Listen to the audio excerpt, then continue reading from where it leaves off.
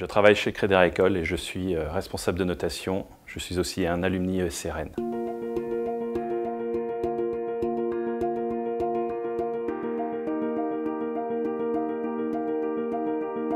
Alors moi je suis impliqué dans des projets qui sont de longue haleine.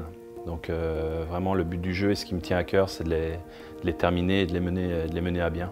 Donc là je suis au milieu de projets qui durent à peu près 3 ou 4 ans.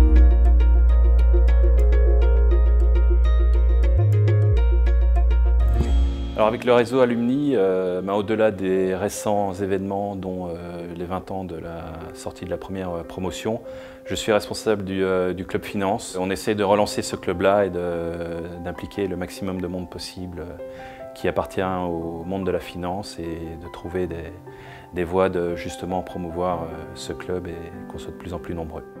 De n'importe quelle façon, il y a toujours des interactions à quelque niveau que ce soit. Donc il suffit que vous mettiez des gens qui ont un minimum de choses en commun pour qu'il y ait des interactions qui agissent. C'est vraiment retrouver un maximum d'amis.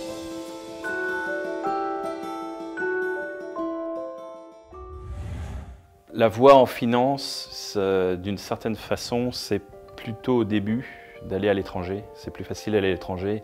L'expertise en finance est surtout une expertise anglo-saxonne et qui est assez prisée. Donc dans la mesure du possible, j'encouragerais les étudiants à avoir une première expérience ou le plus tôt possible d'aller à l'étranger. Car après, pour d'autres raisons qui peuvent être familiales et tout ça, c'est plus dur de voyager. Et les expériences qu'on a à l'étranger dans le domaine de la finance sont invaluables.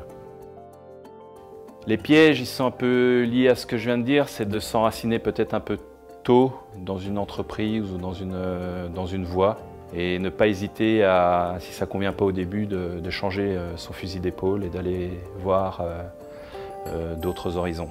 Alors vous pouvez me contacter via le réseau d'Alumni où je suis un peu vieux jeu, donc par email, jackpaul99@hotmail.com et j'essaierai de vous répondre.